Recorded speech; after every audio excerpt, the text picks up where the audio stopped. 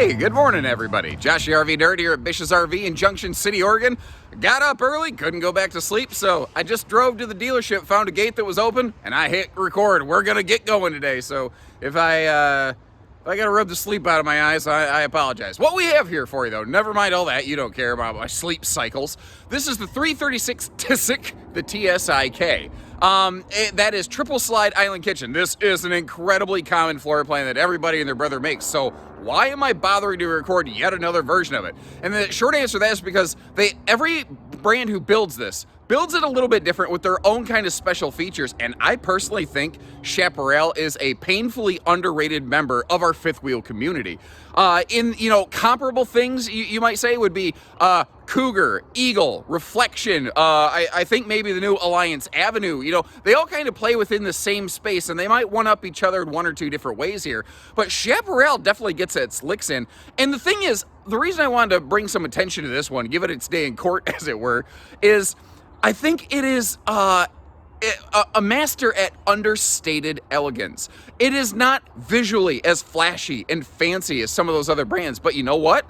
It has a monster list of awesome qualities. King or queen bed, dual air conditioner. You have a solar package available. You can add tank heaters to this. You can add 6-point auto leveling, which almost nothing in this class offers. And that offers unparalleled stability when you get to your campsite. But the thing is, you hear a lot of people are using Asdel. They're the reason for it. They've been using Asdel better and longer than anybody else out there. Coachmen was really the first towable RV builder to use that. So there's a bunch of little death by paper cut qualities that go into this. There's a couple little things. I know some people are going to go, I don't like that carpet in the slide. We're going to talk about that. We're going to talk about the good, the bad, the ugly, with everything in between. I'd like you to tell me what you like about it. Tell me what you dislike about it. I'll try to do the same. And if you appreciate the fair look at things, make sure you hit that subscribe button and let's get going. Now, similar to the Jayco Eagle, the Coachmen Chaparral here gives us a choice between two different decors. There's Mahogany Bay and Silver Eagle or something like that. And this is definitely, without a doubt, one of those two. I don't have quite the Chaparral pedigree that I have on things like Eagle. I kind of know the idea behind him a little bit better. That's kind of why I'm going through and doing some of these videos. I'm learning stuff as we go too. What I do like here, this is another one of those little qualities that everybody in this class always does. They're including the big ceiling rain sensing max air vent fan, as well as a ceiling fan. There's a lot of brands where you really only get one or the other. And I know the more you start doing and instead of or, the more the price tag starts going up, but there's just certain things that I want for everyday use that, this one does a good job providing. Now, they are doing a very good job of giving us a giant TV over here. It's not a Fire TV, but you could always, Smart TV, I'm sorry. Fire TV is a specific Amazon variety of Smart TV.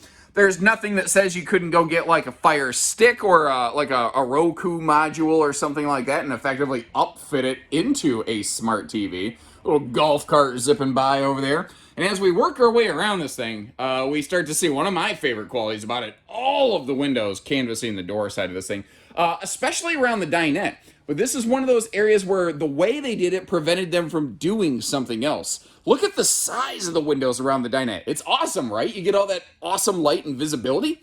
But because they stick down so far, you cannot put a booth dinette into these. That's something that Cougar and Eagle are both very good about. Whereas, say, Avenue and Reflection, they do kind of what I call a Franken table, where it's sort of half and half between the two.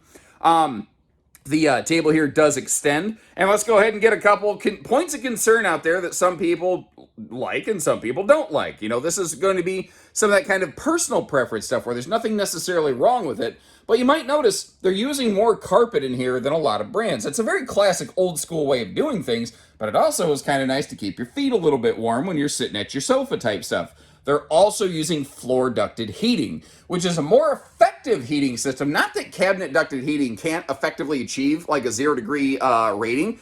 Plenty of brands have proven that. But you will tend to get kind of warm spots, cold spots, and sometimes there's certain spots on the floor that will be cold. Whereas with floor ducted heating, if you're going to cold camp, it's really a nice way to go. Take a look at that theater seat right there. One of the things I noticed on that, and this is where I like to spend a little bit more time monkeying with stuff, it's not exactly a wall hugger.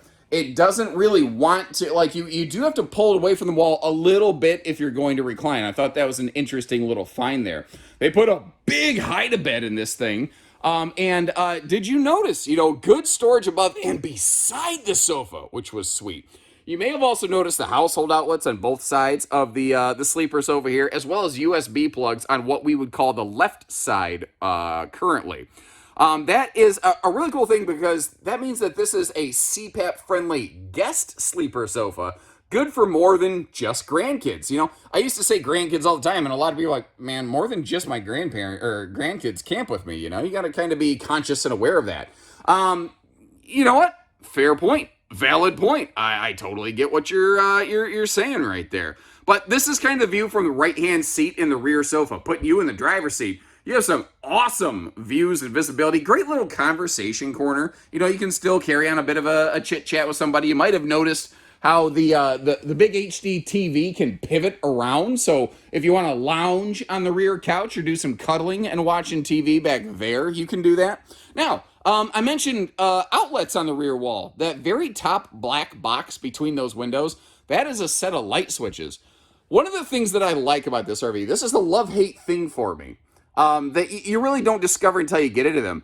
Every single light in here has its own switch, which is cool.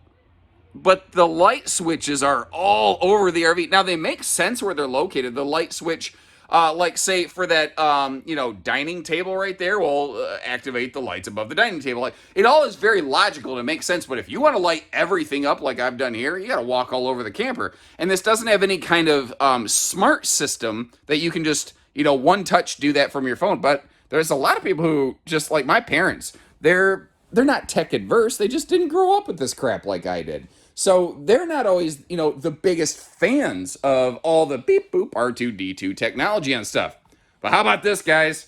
This was one of the more uncommon defining qualities on this RV that I love. I've seen a couple manufacturers try to do like a super sofa and get rid of a traditional dinette. But a sofa over in that position, all you're doing is looking at the refrigerator. It just didn't seem to make the most sense to me.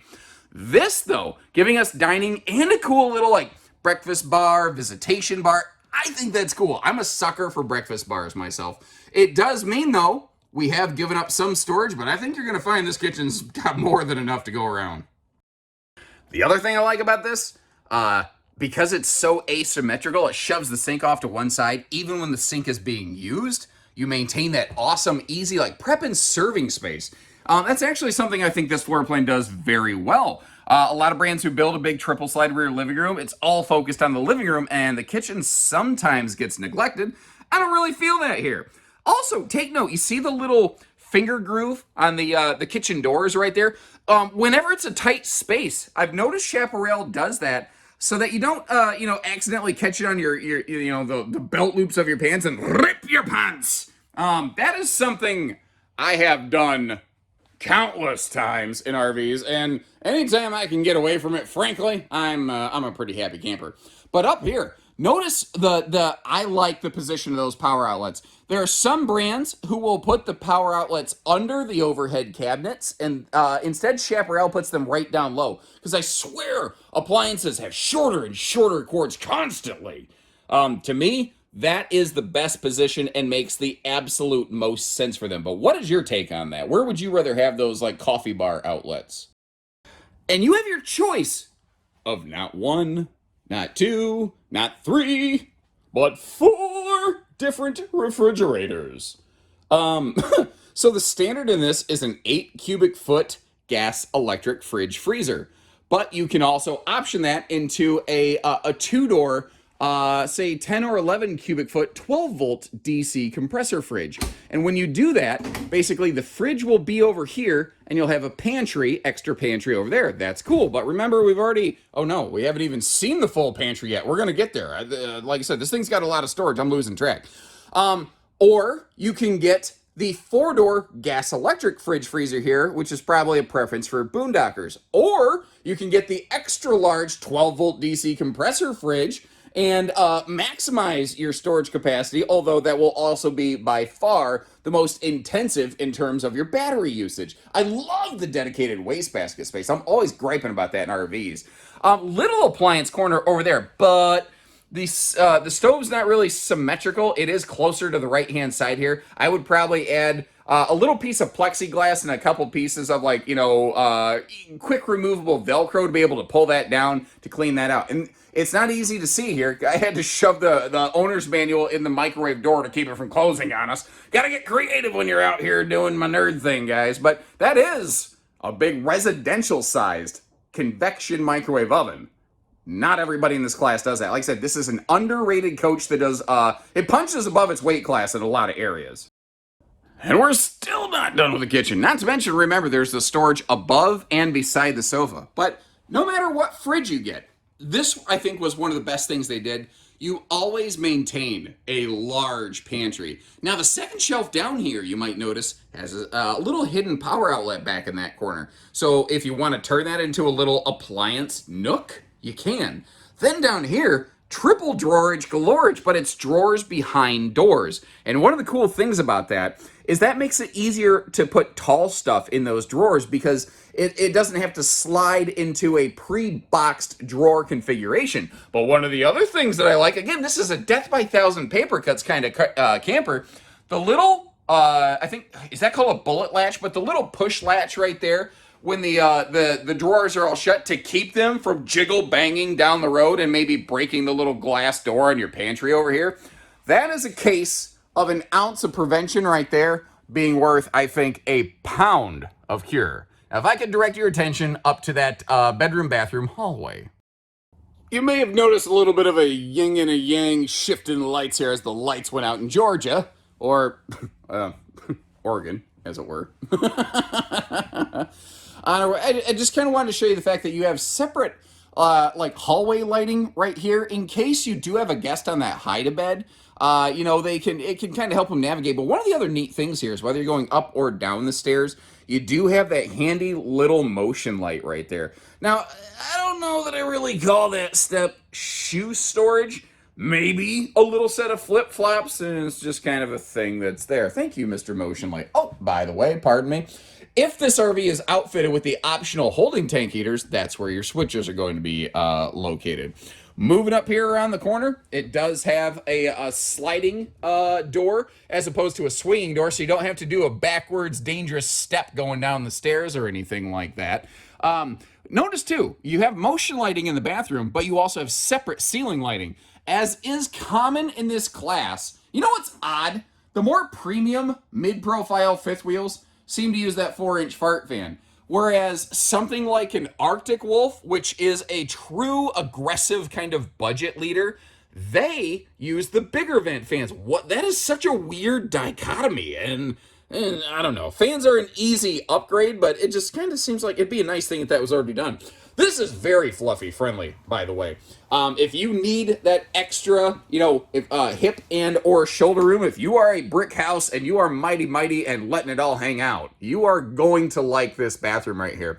One of the other things I noticed on it is it's a nice tall ceiling in the upper deck, and that's a hard thing to kind of showcase on camera, which is why I try to bring you these extra little inserts where I'll actually, stand up in the shower and move my head around, and I don't know, I feel like I have to smile or do something. Also, a door for the bathroom storage instead of just open shelving. Hallelujah. Like, look at this. Even the Drunken Octopus Fight Club, they all have their hands up going, yes, girl. Don't look at me. I don't know why they talk like that. And, apparently coming to a theater near you, the Drunken Octopus singing trio, I guess. Anyway, second air conditioner, you can get put in this thing to really maximize your airflow, which I think you're going to want that in something this size. unless you're just a boondock off-grid hardcore warrior and you're going to do some like, you know, generator camping and or solar upfits. I cannot imagine something this size not having that extra air conditioner capacity there. I like the light color, like flooring and everything overall. I think it opens everything up. The king bed here does get a little bit bossy in the room. The standard would be a queen, which would give you a little more walk-around space. You're doing the butt scoop boogie to get around this one a little bit, and that does kind of cramp your style a little bit if you are a CPAP user. Now, it is tricky for me to kind of get the camera to showcase around in here, so very briefly, allow me to flip over to wide-angle fisheye lens just so you can kind of see how the entire room interacts with one another in one shot. Now, flipping back to standard view, under the bed right there, you see that there is that, easy lift full storage capacity. And this is set for a washer dryer, I believe, combo unit. I don't believe this is stackable capable up there in that closet. Now, the dresser has that neat little hidden jewelry storage that a lot of brands have kind of started getting into. I don't know. Is that like a major deal for you guys? I think it's cute. It's neat. I don't know that that's like a major factor, but at the same time, a dedicated place to put some smaller stuff I think is kind of nice. Notice the household and USB plugs on the side. And if you feel like it, you can add a TV in here, but there's not a whole lot of wall space to do that since they put that nice window across from the bed. So what you might want to do is get like a standing TV. Although that would interfere with the flip-up sort. Would you even put a TV in this? And if so, would you do it? I have to assume there's a place in the wall for a wall mount over here, and certainly our people could verify that for you, but I don't see a sticker on the wall for that. That is an interesting combination of features that do sort of seem to be fighting against one another. And obviously, I don't have the answer for you, but I can close the slides and show you the camper in road mode. And when you're doing that, make sure you get those big sliding mirrors for the bedroom latch. There's one other pro tip I discovered down in the kitchen that I want to make sure I showcase for you. You see how there's the casters, the wheels under that bed. That means the end of the bed is supported. So if you want to make a travel nap stop, provided you're careful getting into the slide and whatnot, you should be fine to use that bed in transit. That's really a determining factor. You need to make sure there's support under it. Now, I realize I hadn't shown you the storage under the sink there in the bathroom. Not a lot to find from that, but you're buying the whole RV. I figure you want to take a look at it. The big question, what happens downstairs? And the good news is this one actually has pretty decent snacktastic access to the refrigerator here. Now, exactly how good might vary based on which refrigerator and freezer combination you get. But for the most part, the two big refrigerators, you should be able to get in and out of them pretty darn readily, which, I like to see personally. A little change of scenery, obviously. Looking at that little pass-through compartment, we're actually over here on the driver's side of the RV, where you have easy but like hidden away access to things like our battery disconnect and our auto leveling system. I like how that's up high though, where you don't gotta worry so much about cargo shifts smashing it up. Now these are 0 to 110 degree tested and proven. That's pretty awesome. Cougar is about the only other manufacturer I've seen quite go to that extent. What do you think about this? A lot of manufacturers give you like a little outside shower hookup, but then you have to use that little garden hose sprayer head to utilize it. You don't have to do that here. I kind of like just the easy direct access to it. Also, 10-gallon water heater. Almost everybody else in this class is still using a 6. That means a couple more, say back-to-back hot showers, which is something I know I appreciate. Now, wrapping our way around the corner up front here, I mentioned, I don't know if I did mention, it's early. I can't remember what I've talked about and what I haven't. But this shares a lot of DNA. I believe it even shares production with Brookstone. So you see some similar things. Like you see some perforated punch-outs in that front compartment right there. Usually that means generator ability, which I know Brookstone has, but I actually didn't see that listed in the, Chaparral build sheet. I could have also missed something. Obviously, you know, it's early and I'm not exactly completely on my game today in the fact that I can't even say completely. I think you get the idea.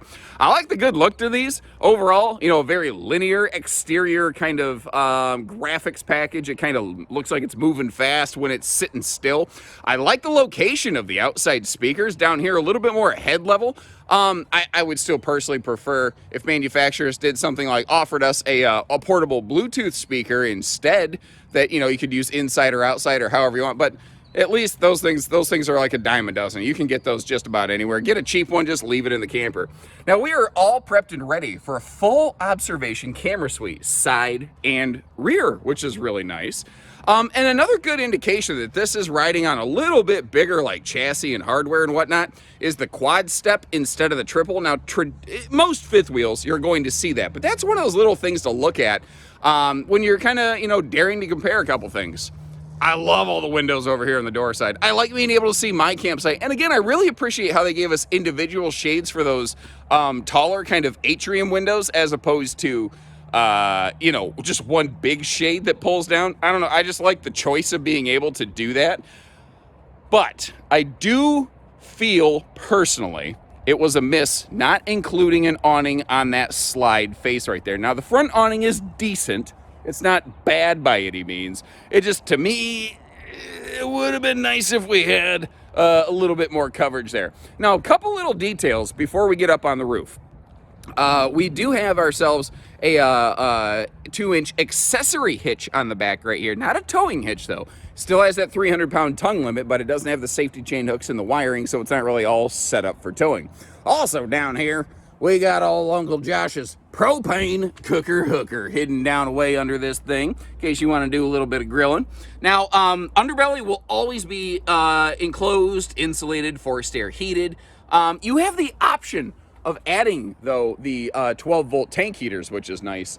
One of the other big things I want to talk about, I mentioned it early in the video, and I don't know what it is about Coachmen's. It's such a big quality on them. I forget to talk about this all the time. I'm sorry. That's Asdel. If you're not familiar with Asdel, it's a substitute for wood paneling. It's a composite resin material, and it exists on the inside and outside layers of the sidewall. Now, maybe that doesn't mean much to you, but basically Asdel itself cannot rot, mold, or mildew. I didn't say the walls are impervious to damage. I said that, you know, the materials within the walls are effectively impervious to damage. There is a slight technical difference between those two things, but the fact is it gives you more time to get a repair worked out in the event you do have water penetration, which is a fancy term for leak. The other thing there too, it is more sound dampening, and it also is a little bit better at like reducing heat that barrels in from the outside, which is one of the reasons this thing carries that extra 110 degree hot camp rating. And here comes the rain. It is early morning. It is going to be like this all day, but I mean, it's Oregon. It's going to happen. I've been lucky so far. It just was going to roll in. Everything up here, pretty straightforward. One of the biggest things that I want to showcase for you, though, is that optional solar package that you have available. Especially handy if this is paired up with the gas-electric two-way fridge. That is the most energy-efficient, long-lasting combination when it comes to battery consumption. So if you want to get off the grids for an extended amount of time, that's probably the best way to go.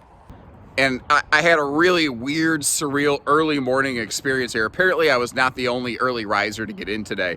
I came out and there was a member of the local detail crew out here, you know, even in the drizzle out here, just working his little fingers away. And I don't know what it was. I met this fella and I'm like, he feels like a Donovan.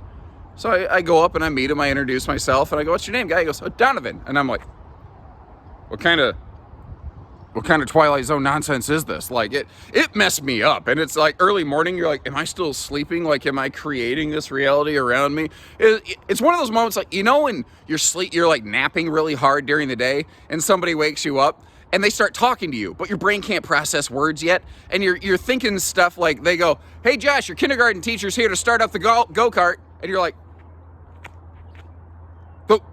go-kart? Do I own a go-kart? And, you know, anyway. Wow, I got way off topic very quickly. This is what happens when it's early and I'm not yet caffeinated. I am back to being a caffeined, by the way. I've got It's just a bad habit. It's just a bad habit. It's just pure lack of willpower that's causing it. It's part of the reason I got this Midwestern dad bod. But I like cheese, curds, and bacon. What are you going to do? I think I've rambled enough. Tell me what you think about this. And I'll leave you a link in the video description where you can check for pricing and availability. You can give our team here in Junction City a call out in Oregon. We also do have Chaparrals at other locations. So, you know, we might have a store a little bit closer to you. And one of the other cool things, like if you like this, but like say my home store in Coldwater, Michigan, we don't carry Chaparral, although I've looked at them several times. I like what they do. If you purchase a Chaparral from Bish's and say you stop at my home store that doesn't carry these, you still get hometown service just like you bought it from there. That's one of the cool things about us having more of a nationwide footprint. It's one of the things I really enjoy about this organization. Also, you know, good people like Donovan, that dedication he's got out here, that's inspiring. It makes me want to keep going, you know. I'm rambling again. Okay. I'm going to let the symphony play me off. I'm going to get out of here. Don't know why you pay attention to me, but I'm sure glad you do. Take care, stay safe, have fun, and I'm gonna go wake up everyone.